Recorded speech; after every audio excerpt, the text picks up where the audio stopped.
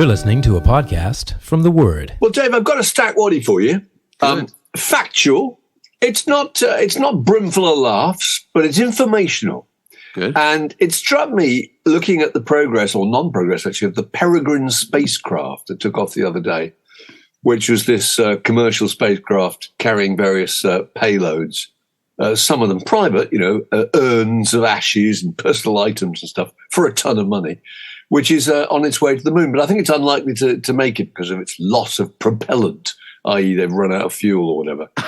And you'd be pretty fed up if you paid a lot of money for your mum's ashes to be carted off to the moon and it never got there. But anyway, it reminded me. It's not an electric vehicle, is it? That's right. It's going to recharge halfway. Yeah, go on. Yeah. Carry on. But it reminded me of Voyager 1 in 1977. I don't even remember that. That was the one that went out to Jupiter and Saturn and beyond and presumably still going. And it had a phonograph record on it, which is astonishing in itself, really, because this is vinyl and how they'd expected some interplanetary alien to be able to have the apparatus to play this. I don't know, but there was a vinyl record on board, overseen by producer Jimmy Iovine. Most of it was, Bach and Beethoven and classical music, but there were 5 popular music tracks. Mm-hmm. So I'm going to suggest to you that these are the 5, but one of them is a ringer. 4 of them were on that spacecraft. One of them wasn't. And here they are, right? Johnny Be Good by Chuck Berry. Mm-hmm. Dark Was the Night, Cold Was the Ground by Blind Willie Johnson. Willie Johnson, yes, of course. Liu Shui, performed by Guan Pinggu, the Chinese folk musician and a leading player of the 7-string bridgeless zither. Oh, of course. Well, you've got most of his, well, certainly his early stuff anyway. Here Comes the Sun by the Beatles and Melancholy Blues by Louis Armstrong. Those are your 5. Johnny Be Good, Blind Willie Johnson, the zither player from China, Beatles, Here Comes the Sun, Louis Armstrong's Melancholy Blues. I think the one that wasn't included was Here Comes the Sun by the Beatles. You're absolutely right. Because I know that Chuck Berry's Johnny Be Good was there. The Chinese zither player, you wouldn't have made that up, clearly not. I think I was aware that Dark Was the Night, Cold Was the Ground by Blind Willie Johnson was on there. And, of course, that is that's the basis of kind of Ry Cooder's Paris, Texas, isn't it? That's a kind of tune that we're all familiar with. And what was the other one you said? I forgot. Melancholy Blues by Louis Armstrong. Well, obviously it would be Louis Armstrong. Who we should correctly call Louis, shouldn't we? Louis, I think he is now Louis Armstrong. But I don't think it's taken, really. No. But he was Louis all the way through. Yeah. Even in Hello, Dolly, he sings, Hello, Dolly, this is Louis, Dolly. This is Louis, as if he wants to make it absolutely clear. Drive home the point, but it never took, did it, really? No. So, the Beatles. No, you're right, because all 4 of the Beatles were extremely keen for this to happen, understandably. But EMI, who held the copyright, for some reason declined to let NASA use it. So it was never on there. Yeah, but it's an interesting thing. You'd wonder if that were the same exercise was being done today, you wonder what, you only had 5 tracks to pick. It's interesting, isn't it? That somehow were meant to represent Earth. Yes. That's a hard one, isn't it? Yeah, it ought to be, what should it be? It should be the Dave Clark Fives, Glad All Over, Ernie the Fastest Milkman in the West by Benny Hill, Blodwyn Pig. Head Rings Out by Blodwyn Pig, so that some civilization far in the future on a distant planet will suddenly discover this thing and go, my God, I was born in the wrong place. I've got Keynsham by the Bonzo Dog Doodah. Right. Or I don't know what. I've got the big country's less successful third album. Yeah, I've really missed out here. Yeah, absolutely. Early Trees album. True. So there we are. But I thought it was interesting actually, and very good. And how mortified the Beatles would have been, I'm sure. Yeah, yeah. So we have to, obviously, we always seem to start with a passing nowadays, don't we? And this week it's Annie Nightingale. I know, very, very sad to hear that. Former colleague of mine from many years ago. Yeah. And obviously she'd not been well for a while because she wasn't at Mike Appleton's kind of... we had a bit of a memorial for Mike Appleton. When was that? That was like 18 months ago, wasn't it? Yeah, it was about May 2022, wasn't it, I think? Yeah. She wasn't there because she wasn't very well, so she hasn't been well for a while, but I was so sad to hear it. Yeah. And you overlapped with her, didn't you? I mean, I've got two memories of her. You overlapped with her at Whistle Test. I was actually looking last night to try and work out the actual dates of... So in December 1980, I was in New York, and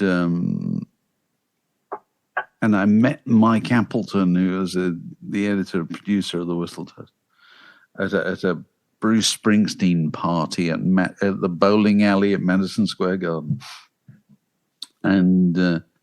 Having had a drink, I said to Mike, "You ought to have me on your program." I didn't have many drinks at all, but I did. Emboldened by the grape. Grape. I said that. And of course, then later that week, John Lennon was killed.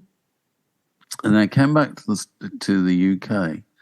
And Mike rang me in the week after. He said, "Would you come in and do the Christmas books?" Which used to be a kind of Whistle Test regular. Be a Christmas book roundup. And of course, in those days, there weren't many music books at all. There'd only be about 4 or something. So anyway, I had to go down to Whistle Test, which was being recorded at the time at Shepperton, because they must have run out of studio space in Shepherd's Bush.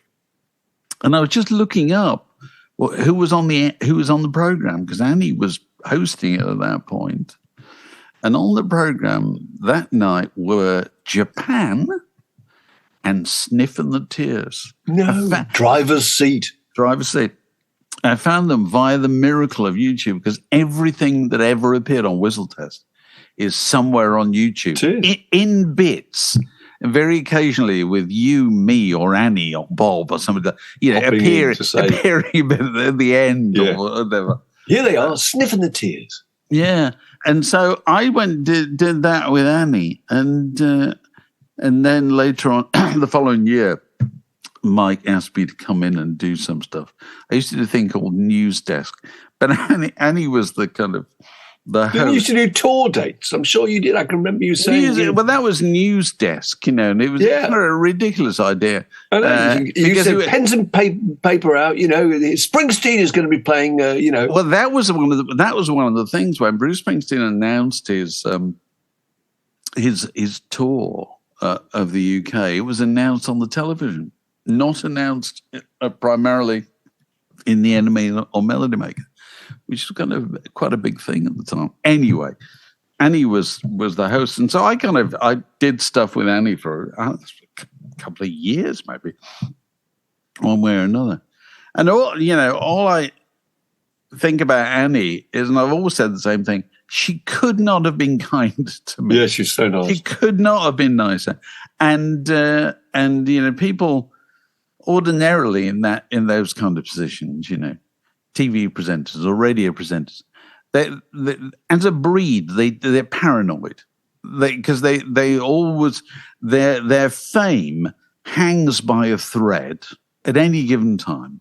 That they can be the producer or the controller, or anybody can decide, don't want them anymore, get somebody else. So there's the person who's sitting in is often the person who could be their replacement. I had that with John Peel, who was meant to have been on holiday when I replaced him, and he turned up on the second night, glowering in the studio. Absolutely, they're all paranoid for good reason. But Annie wasn't at all. She could not have been, nicer and more accommodating and easier to work with. It simply couldn't have been. So that was my main experience of her. Obviously, I kind of ran into her occasionally over the years, but it was only very occasionally. I hadn't seen her for quite a long time. And of course, the other thing I remember was the Sunday night request show, which was which was really her niche at Radio 1. And she had I sat in twice go on. For that show when she was on holiday. And I got a real insight into her relationship with her listeners, because that show had been actually quite unfashionable, hadn't it, in the late 70s?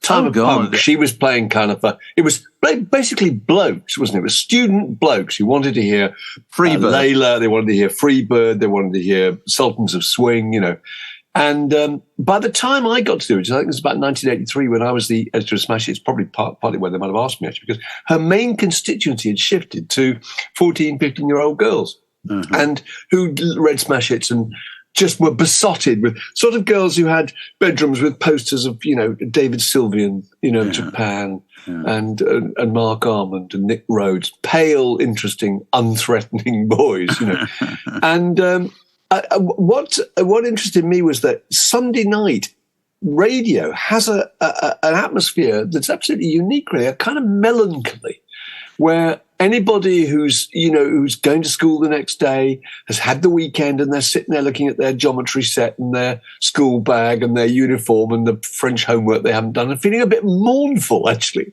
and a bit sort of sensitive and stuck in their bedroom, hating their parents, and bonded very powerfully with this kind of gothic auntie who understood. Actually, she was really good at understanding teenage girls. Annie wrote, didn't she, for various magazines in the 60s about teenage girls and life of teenage girls.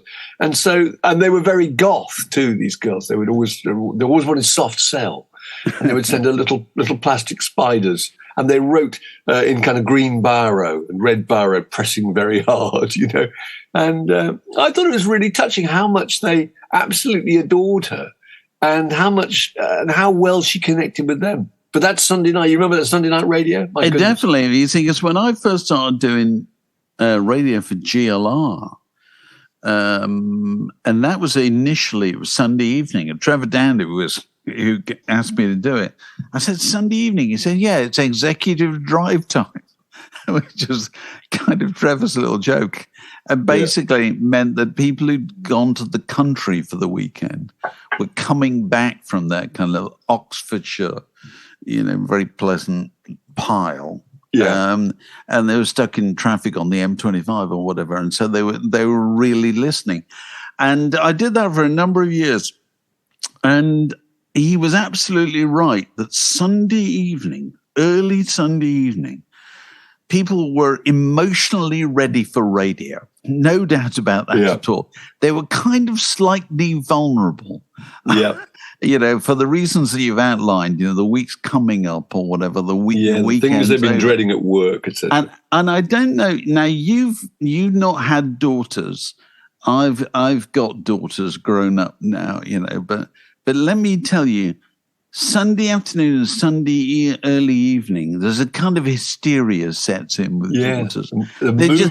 People just laugh. People just do stupid things. If they're going to go into a giggling fit or anything, they'll do it Sunday evening. Yeah. It's just something that happens, particularly during winter. Doesn't happen so much in the summer. Yeah. But I think it's almost as if we all still have a folk memory of the period on Sundays in the 50s or whatever, when there would be nothing on the telly and nothing on the radio. And we sort of feel that's still the case emotionally. Well, didn't you find that as a kid with the chart rundown, the pop show, followed by, I think it was Sing Something Simple. Hearing the sound of Sing Something Simple was the most depressing, the signature tune, because it meant that the chart show was over and the week was over and things were about to begin on Monday morning. There was nothing to look forward to. I can even remember my parents used to, in the early days of car ownership, I suppose in the 50s, they used to say on Sunday afternoon, we're going to go for a run. And a run in those days didn't mean that you got out it meant shorts. Spin. Yeah. It meant you went in your car. You got in the car. I just drove aimlessly, really, no particular destination. And probably stopped in a lay-by and got out a thermos flask. And the only thing that made it tolerable was you put the radio on. Yeah. And you would listen to Alan Freeman or whatever and the chart rundown. And, and Day Tripper was still at number one or whatever. And you'd listen to you'd have the euphoria of listening to Day Tripper. And then immediately followed by, welcome to Sing Something Simple with the Cliff Adams Singers. That's right. We'll sing the old songs like you used to know. And then it would start with, I don't know, Way Down Upon the Swanee River or whatever. And you think, oh, my God. I know, the heart would sink. And you'd just been listening to the Kinks a minute beforehand. It was just heartbreaking. You couldn't take that kind of terrible riff. So Sunday evening, things may come and things may go, but Sunday evenings on the radio will always and forever mean Annie Nightingale. The Word Podcast. Prime cuts of popular culture served fresh each week. Okay, new regular, Mark. Film Club. Club. This is based on an idea. You have mates round, don't you? You watch. We do. We have film night. Yeah, we've been doing it for years actually, and we all get together and we watch a film, and then we just sit into it. It's the film equivalent of a book club. It's very good fun. And it was brilliant throughout the pandemic too. We all watched things on Zoom and then talked about them, not watched them online. But yes, go on. So we started here with something that's on the BBC iPlayer. So if anybody wants to catch up with it, they can. And whenever it's around, I watch it. Bonnie and Clyde. Bonnie and Clyde from 1967. Arthur Penn film starring Warren Beatty and Faye Dunaway. Enormous hit film at the time.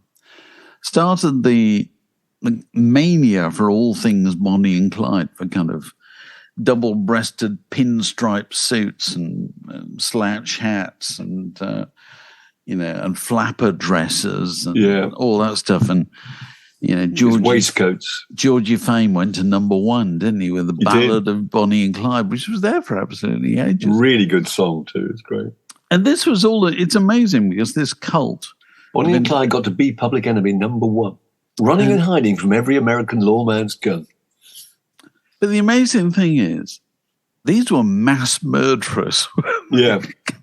These were people with no saving graces whatsoever, who were, thanks to the fashion of the time, turned into kind of culture heroes, weren't they? Alternative heroes. Partly by making them the most glamorous and actually convincing screen couple. They were just gorgeous to look at, weren't they, the two of them? They were ridiculously gorgeous. I mean, so fabulous. I was looking at a thing about them yesterday, a thing about the movie and all about the people who were going to be Bonnie. I didn't know that. Shirley MacLaine, bizarrely, at one point. Maybe that would have been very, very odd. And then I think Jane Fonda was in the running, and then Sharon Tate. Cher auditioned for the part. Warren Beatty wanted Natalie Wood. But the brilliant thing about Faye Dunaway was that I was 12, I think, when it came out, so I didn't see it till a few years afterwards, actually. But Faye Dunaway, you hadn't really heard of her. She was new, wasn't she? She didn't come with any kind of baggage. That was how most people were introduced to her, I think. I was reading the fabulous book, the great Scottish-American film critic David Thompson, who writes fantastic books about cinema history. I got a book of his that I got picked up recently, remained, called Sleeping with Strangers. And it's about the history of kind of not so much sex in cinema, but our obsession with certain kind of couples and certain romantic, erotic ideas that come from cinema. And his whole thing is that, cinema gives you permission to look at these things. You go in the dark and you look at this huge, great screen of these fabulous, larger-than-life creatures. And he does a big thing about the opening of Bonnie and Clyde, which starts with it's a small, no-hope town in Texas, out in the middle of absolutely nowhere where nothing happens. And it starts with this extraordinarily, incandescently beautiful young woman in a bedroom looking at herself in a mirror. and she's not wearing any clothes, although you don't really see this. They only become aware of this. But you get a feeling about listless boredom, don't you? That she's just had nothing to do with it. But also she's obsessed with herself. Yeah. And she looks out into the street, and there, attempting to steal a car, is the most handsome man in the world, as Warren Beatty. And then one of the points that David Thompson makes is that we buy into two things. This is kind of realistic, but at the same time, we ignore the fact that they're fabulously glamorous, because the very last place in the world anybody who looked like Faye Dunaway would be is in a no-hope town in Texas. Town, kind of unemployed, going nowhere. It just simply wouldn't happen, And so you have to just keep adjusting this, And so it's supposedly realistic, but at the same time, it's Warren Beatty and it's Faye Dunaway. And the original script proposed that there should be a triangle, a romantic triangle involving... with the driver, with C.W. Moss. With Michael Pollard, or what it was called. Michael Pollard played C.W. Moss. And that was in the script originally. And then Warren Beatty, who was the producer, was calling all the shots. He obviously decided that wasn't going to happen because nothing was going to get in the way of Warren Beatty being the biggest male star in the world, and therefore he had to be raging, unarguable heterosexual. Yeah, and there's a weird sort of tension in the film about the fact that he's kind of, as he puts it in the film, I'm no lover boy. Yeah, he's just incapable of any kind of sexual congress, isn't he? The impression being that he was damaged by experiences in jail, which in fact was true at the real time. But then one of the other attractive things about that beginning scene, I think, is the idea that you can just take off. That you can just abandon your life and you can take off in a split second and embark on a whole new world. Because that moment, it all happens in about 3 minutes. Yeah. She sees him stealing the car. They get into a conversation. He kind of flirts with her. They go for a bottle of Coca-Cola, don't they? In the thing in town. And she says, "What do you do for a living?" She says, "I rob banks." She said, "Armed robbery." And she's turned on by that, isn't she? Yeah. She's really turned on. And she says, "Prove it." And he pulls out a revolver from his pocket, and she's really turned on by that. And he goes in, robs a store, comes out with all that money, and then nicks a car, and they're away. And that's the start of their life together, isn't it? And that's an amazing moment. It happens again, of course, with C.W. Moss. C.W. Moss is just sitting there at the gas station, and within 3 minutes, they convinced him to throw it all in and join their gang. And that was very attractive as a viewer. I think, wow, you could just start a new life just like that. But that was the fantasy of 60s films, wasn't it? Yeah. Leaving. It was all about leaving. Yeah. You look at all the great films of the 60s. They're all about leaving behind, convention and limitations and so forth. And just going out of town, either on a train or on a motorcycle or in a car or whatever. And, of course, well, I suppose, what was it, 2 years later? When was Easy Rider? Was that 68, 69? Yeah, that's a classic example. It's the same thing. And, of course, how does Easy Rider end? With them being shot on the road. But that was the great fantasy of escape, which was what drove loads of 60s film. So anyway, Catherine Ross' character in Butch Cassidy is much the same. She's kind of in this no hope job. She turns to one point, she says, I'm a school teacher. I'm 32 or something. I'm unmarried. He said, "You're the only excitement I've ever had in my life." You just think that is ridiculous. You're Catherine Ross. Cried out loud. Fabulous looking. With the two best looking men in the world. Absolutely. Possibly Warren Beatty. Yeah. I know. So anyway, that's the beginning of what a film. Also, another little thing they do is that they telegraph those moments of travel, of the speeding up of the narrative with Foggy Mountain Breakdown by Flatt and Scruggs, don't they? A little banjo tune, that country tune that comes in, which is just beautiful. But I thought there was so much about that film was amazing. And the Barrow character, the idea that everybody's charmed by these outlaws. There's a scene where they meet Gene Wilder and his wife. They try to steal his car, and then they kind of kidnap them, don't they, just for fun? And of course, Gene Wilder and his wife kind of are completely charmed by them.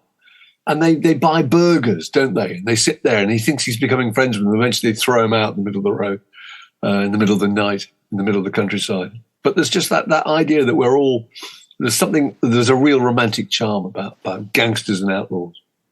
Which all comes from the fact that they're good looking. Yeah. And if you cast two people in those roles who were not good looking, the film totally changes, Yeah, exactly. You won't be sympathetic to them at all. Because you forgive them for their brutal murders. because they look beautiful. Yeah. And that's how films still work to this day. This is a junction in the word podcast. It separates that bit from this next bit. The Police made their first album. I think they started recording it on the 13th of January, 1978. And this is, we're recording this on the 13th of January. On a budget of 1,500 quid borrowed from Miles Copeland, their manager, and then obviously Stuart's brother. And pretty amazing, the amount of the 3 hit singles that were on that record and the amount of copies that record sold, recorded, Dave, for 1,500 quid. In Leatherhead, above a dairy, in Surrey Sound Studios, which is a studio started by a chap called Nigel Gray. And Nigel Gray was a medical doctor. This is interesting. He was a GP who did this as a bit of a hobby. And so because it was his studio and because it was not in London, the Police could afford to go and record that because the rates must have been competitive. And Nigel Gray, because it was his studio, was the engineer and producer. So this GP from Surrey, within a year, is the most successful producer in the world, pretty much. Won Grammys and all kinds of things because he produced the first 3 Police albums. The first 2, and so what are they called? Outland More. It's the same one. Then Regatta de Blanc. Maybe that was the first one, actually. Yeah. Oh, whatever. I get mixed up. And so all those hits like, Roxanne and Can't Stand Losing You and what comes after that? I don't know. Lonely, would it have been? All those things. They're all done by him, and he ran the studio, and he did a few other things. He produced Susie and the Banshees, I think, round about the same time. Yeah. So some hits with them. And then he kind of sold the studio in the mid-'80s. And retired to Cornwall. And when he died, I think in 2014, the members of the Police, they issued a statement on social media saying, without Nigel Gray, none of this would have happened at all. Oh, that's very touching. I think it's very sweet. They're really sweet. That they couldn't do What a that. great thing to say. He would have probably made quite a pile of money out of that. Would be sitting there with a few silver discs on the wall. Yeah. Telling stories about the old days in Leatherhead. Yeah, it is absolutely extraordinary. That's a lovely story. That it was just the availability of that studio at that time. So 1,500 quid, which is the budget, would enable you to make an album. I suppose helped by the fact that they were pretty good musicians, weren't they? And they were quite experienced in recording terms. Stuart Copeland would have recorded loads of stuff with Curved Air, and Andy Summers. Well, Andy Summers and Zoot Money and all that, wasn't he? Absolutely. Yeah. So they can do it, and they can do it quite quickly. Yeah. So it's quite extraordinary. What were you saying about Phil Manzanera? You've been reading Phil Manzanera's book, haven't you? Oh, yeah. We're going to talk to him soon, I think, about this. But he's just written a memoir, and I thought it was really interesting. It was just talking about he was talking about working with David Gilmour, and there were 2 bits that really struck me. One was he gets to do a charity show. He's the MD of a charity show. I think it was in Colombia, and one of the people he gets involved in this is Bob Dylan. And he talks about what it's like managing Bob Dylan for the day and how absolutely terrifying it was. And it's consistent with everything anyone has ever said about Bob Dylan. So well, what are you going to play? And he says, I'm going to do this, I don't know, this Tex-Mex song. I really like this, They're going, well, what song, and he plays them, and then he plays to various other musicians who are meant to be backing him. And each time he does it, he plays a completely different version. He does 6 totally different versions of this song. And he talks about the tension of not knowing whether Dylan's going to turn up or not, and when he does, what kind of moods he's going to be in, and what's he going to play. And why isn't he doing what everyone else is doing, which is turning up and playing one of their biggest hits, because that's the whole point of a charity show. So I thought that whole section is really interesting. And the other was a bit where he was recording with David Gilmour, and about how David Gilmour composes. And David Gilmour carries portable recording equipment with him. He just pocket-sized things, and records everything all the time. In fact, there's a lovely bit on his last record, I think, where he recorded the sound of a train announcement, I think, in a French station, which he eventually used as a 5-note signature for one of the songs. But he said that his first job working with Gilmour was that Gilmour just gave him hours and hours and hours of these noodles. And just said, go through all of that and see if you can find anything that could be developed. What an extraordinary way to compose. Because you'd think that, that you having some kind of discipline might help. You sit there and think, firstly, you can edit it yourself and say, well, that's not going to work, so let's abandon that straight away. Rather, no, there may be something in it, But I thought that was it just gave you an idea of just how people spend so much time in studios if that's their approach. It's not like I write 5 or 6 tracks and get a basic chord structure for them and a melody line and go in there and develop it. I go in there with nothing, with just noodles, and muck about with them, see if they'll evolve. I'm never sure about this. But yet, moving this to a completely different discipline, our old friend Ken Sharp, the photographer, sadly no longer with us. Yeah. And Ken and I used to go on loads of kind of work trips together, and you probably did. And Ken and I even went on holiday together, families and so forth. And Ken used to take loads of pictures, obviously, being a photographer.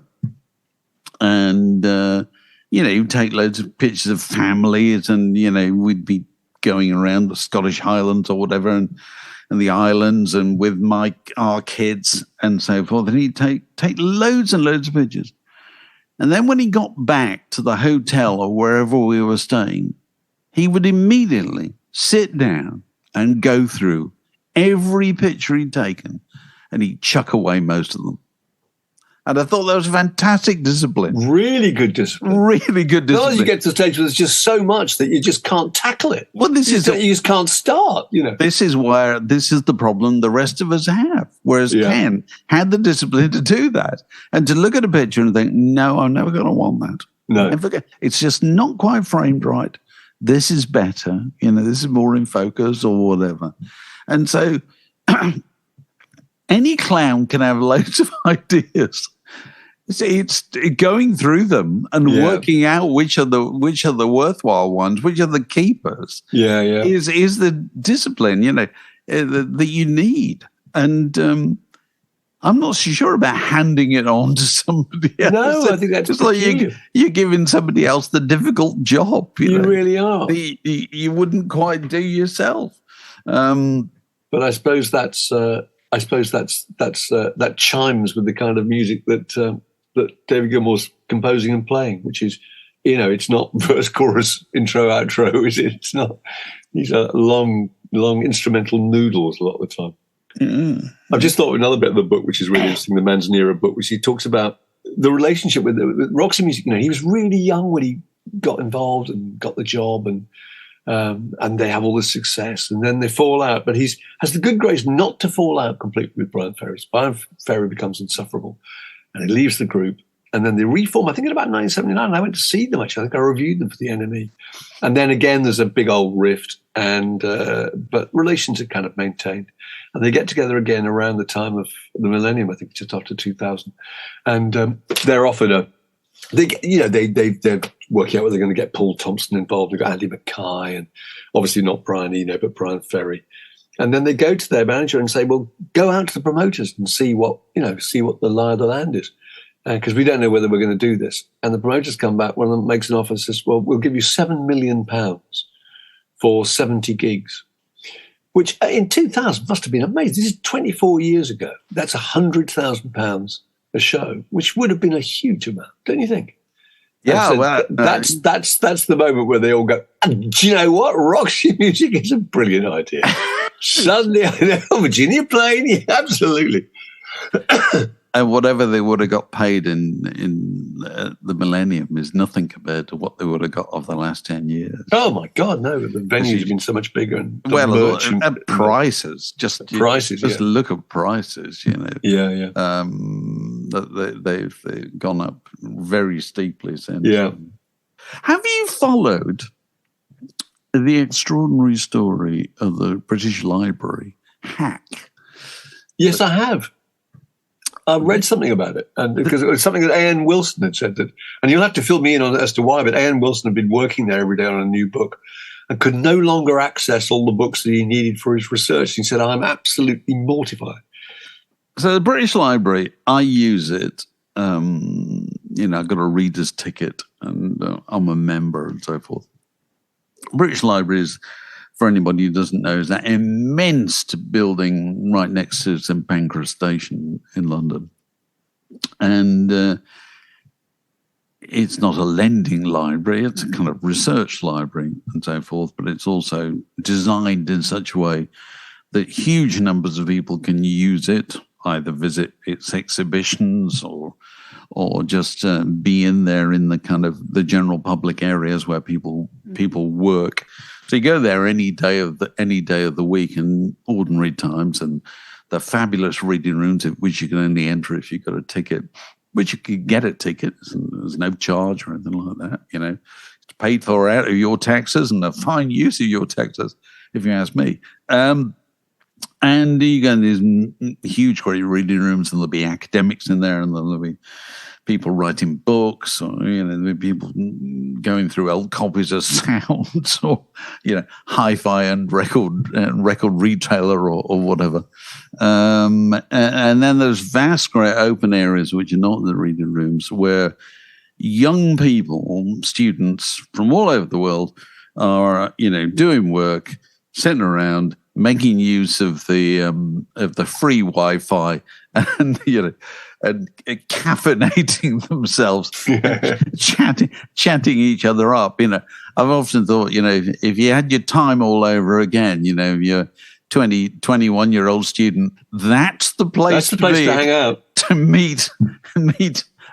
Carrying around very prominently a sort of very fashionable, battered Penguin Modern classic. I don't think that advertises your personality and intellect. Yeah, and it's a hugely popular hangout spot. Thousands of people are there every day. It's warm, it's Wi-Fi'd, it's got coffee and so forth. And then I think in November, they were the victim of a hack by a mysterious, possibly Russian-based organization that just got into their systems and kind of pulled the plug, pretty much, and said, we'll only restore this. It's a ransom, wasn't it? If you give us £900,000, which seems quite a modest sum of money, really. And I didn't realize this had happened because I hadn't been in there for a few weeks. And the place I read about it, strangely enough, for the first time, was in the New York Times. And this had already happened 2 weeks earlier. I thought, how have I not read about this? This is absolutely major news. So all their systems are kind of off, they're just not working. Even to the credit card machines in the place, absolutely everything is wired.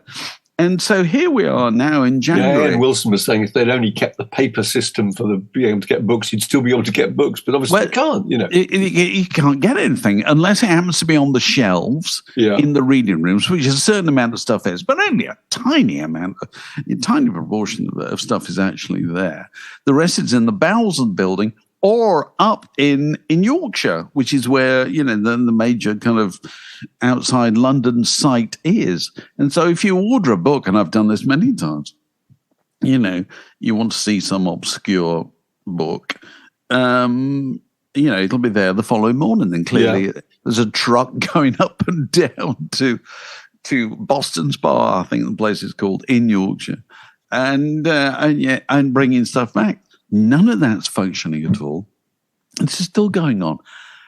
It's an absolutely huge story. Anyway, the one reason I wanted to raise it is it makes you realize how every electronic retrieval system upon which we increasingly rely has to be vulnerable to this kind of thing.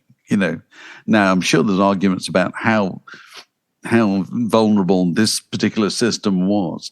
But you can't help thinking, if you were the person running Spotify or Apple Music or whatever. You'd be lying awake at 3 a.m. You'd be thinking, well, a wake up and thing like this is going to happen. You know what I mean? And so over the last... Well, that's surely the way that wars are going to be started. So, you paralyse the country first before you start bombarding it, Oh, you stop it functioning. Do you even bother, do you even bother bombarding it? No, exactly. Because if you got it by the balls, hearts and minds will follow. Yeah. And we've over the last 20 years with music, we've moved away from physical product, and we've entirely got the use of the idea that absolutely everything is easily retrieved with a couple of clicks. Well, how easy would it be to make that impossible? Surely very easy. Very on easy. Some level, And they've proved it. Yeah. And anyway. How's it going to be resolved? God knows. I'm sure there's people behind the scenes of the British Library sweating bullets. 24 hours. This has been going on a long time now. This has been going on. This is not going to be. This is not going to be. Well, months. It's absolutely extraordinary, and I haven't been in there since to find out how bad it is. I think I might go there next week and go and sit in the read rooms and see actually what's occurring. I'll report back next week, Mark. The Word Podcast. Fix yourself a drink and it's like being in the pub. And we're joined by a birthday guest, a great supporter of ours, Sandra Austin. Sandra, lovely to see you. Good morning, gentlemen. Thanks for coming lovely to on see board. You. Yeah, and you've celebrated the birthday. In fact, I think it was before Christmas, wasn't it? Did anything happen around the birthday? It was before Christmas, and the reason probably I wasn't talking to you at the time was I'm in a choir, and we had a big Christmas concerts and events and stuff, and so that's really what took up all my time. Certainly around my birthday, I think we were. What kind of stuff do you sing in the choir then? Very highfalutin stuff, because it's a symphony choir. So we sing. Oh, right. We're about to do Mahler's Second Symphony. Wow! Yeah, God, that must be so exciting. So it is fun. Where do you do that? And it's in the National Concert Hall. So we sing with the National Symphony Orchestra, and so we're singing in the concert hall. So it is. So how many people are involved in that when everybody's turned up? If we all show up, there's about 160 of us. Oh, that must be amazing to be in the middle of all that noise. So how much singing are you doing in the course of, was it Mahler's Second Symphony?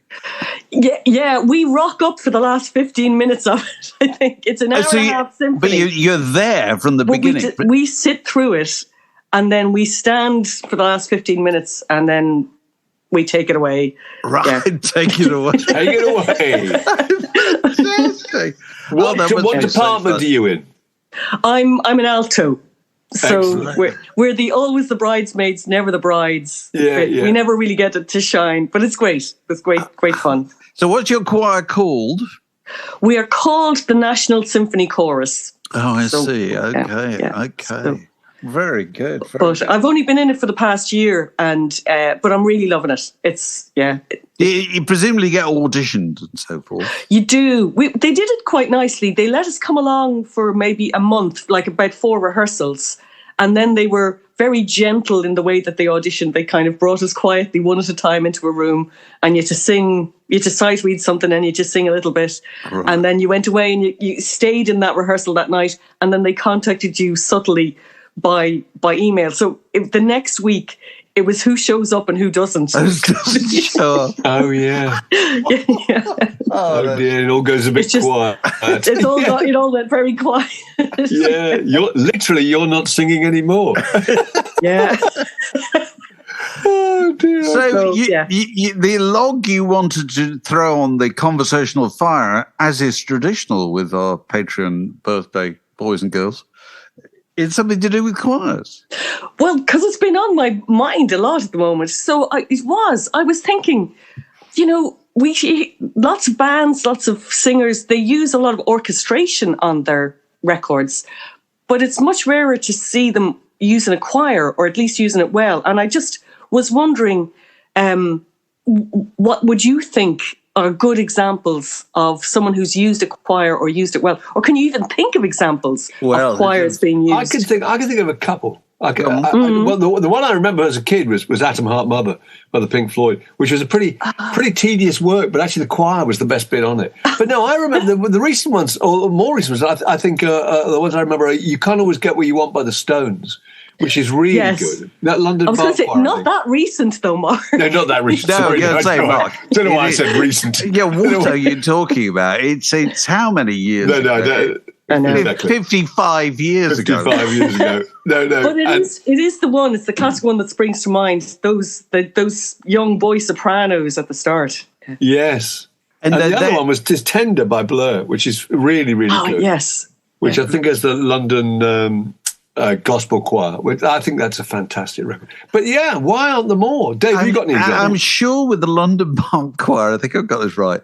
I haven't got the record to hand, but I think they listed all the members of the London Park Choir on the inner cover of, what record is it? Let It Bleed, isn't it? Cover by Delia Smith, of course. And yes, the cake. Yeah, that was great. And amongst the members of the London Park Choir was the name Nanette Newman. Oh my goodness! And I used to look at this and think, is that Nanette Newman? Mrs. Brian Forbes, the actress, whatever. It was only about 40 years later, had no relation whatsoever. Oh, right. I was vaguely just disappointed.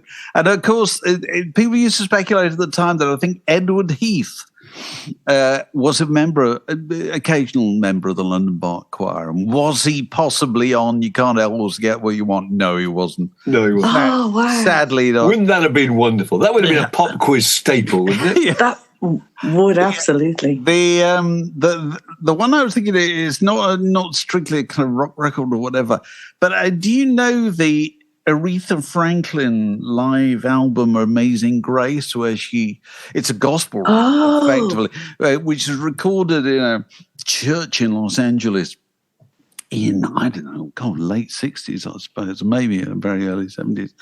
And I think it's only just been released as a film, wasn't it? A couple of years ago. And I think it's on Netflix or Apple Films or one of those things. Yeah. And I haven't actually watched the film, but I've got the record and I've listened to the record for years. There is an absolutely astonishing version of, she does these numbers where it's a combination of a gospel song. I think it starts with Oh Mary, Don't You Weep or whatever. And then it goes into Carole King's You've Got a Friend. And hearing a massive great gospel choir singing You Got a Friend with a very basic kind of drum and bass, studio backing band is an absolutely astonishing thing. It's just to hear that mass of voices. It's the kind of weight of it suddenly appearing. It's a kind of textural thing, isn't it? Yeah. It's immensely exciting. Because, normal studio recordings have got a habit of kind of flattening the drama out of these things, haven't they? And also nowadays, we expect every sound to come out of a box of some kind, don't we? rather than kind of come from human beings, Yeah. And the other thing I think you mentioned on your email was about brass bands. Well, in a nod to your part of the world, David. All right, go on. Well, I was, because there again, they're not something you hear very often. You really don't hear them often. But one of my all-time favourite records, and the most wonderful example of this, is Roy Harper's When an Old Cricketer Leaves the Crease, which is a wonderful ballad. And they had the Grimethorpe Colliery brass band on that, and they brought them down, Abbey Road, and they come in kind of halfway through it, and it's just, you could no doubt nowadays you could no doubt make that noise on our phones, you know. Yeah. Would you be able to tell, surely? Well, I don't know, yeah, but whereas in the era when it was done on the Roy Harper record, which is kind of mid-70s, the only way you did those things was you really did them. Yeah. Yeah. You brought in those people. It's a fantastic sound. It's a fantastic. If you like brass bands, I would recommend there's a group called the Hot 8 Brass Band. Do you know them, Dave? The New Orleans band. Okay, yeah. They're amazing. They're kind of modern, you know, and just with a sousaphone bass. There's something really exciting and organic about that sound. It's so lively and thrilling. There is something, and it's very human. I think there's something really human about the sound of a brass band because somebody's blowing through a tube essentially to make that sound. It's just true. Is there an Irish brass band tradition? Not really to the same extent. No, I don't think there would be. We have fiddles and we have the barons and stuff. So we don't have that brass band tradition at all. Because I can actually remember, I'm so old, I can remember staying at my grandparents' house in a little village, and you would sometimes wake up on Sunday morning and you would hear a Salvation Army brass band out the end of the street. Wow, that's wonderful. It was, I'm sure at the time I thought, what a bloody pain. Waking me up on a Sunday morning, yeah. Oh, we listen to children's favourites. Sense the tea and porridge, you know, the brown toast and marmalade. That's wonderful image. Yeah, didn't have much brown toast. Let me tell you, there's mother's pride in those. There was when I was growing up, there was that ad on the TV. Was it for Hovis or something? With the sound of a brass band and a young fella walking down the cobbled streets with a loaf of bread under his arm. I can tell you 2 interesting pop facts about that. One, it was directed by Ridley Scott. No. Oh yes, it's the Hovis ad. And 2, it was filmed in, I think, Shaftesbury in Dorset. And on a cobbled street called Gold Hill, which is still there, which I visited not long ago. You're kidding. That's good. That's very good information, Dave. That's really good. We've randomly alighted on a Hovis ad, and you know the director and location. Do you know what, David? You should go on University Challenge. And fingers on buzzers. That's a bonus question classic. Absolutely. On that note, Sandra, belated happy birthday. Thank you. Thank you very much for joining us. That's the end of the podcast for this week from me, David Hepworth, and from Mark. Say goodbye, Mark. Say goodbye indeed. Thanks for listening. Say goodbye, Sandra. Goodbye, Sandra. Goodbye, gentlemen. Lovely to see you. This podcast was brought to you by The Word.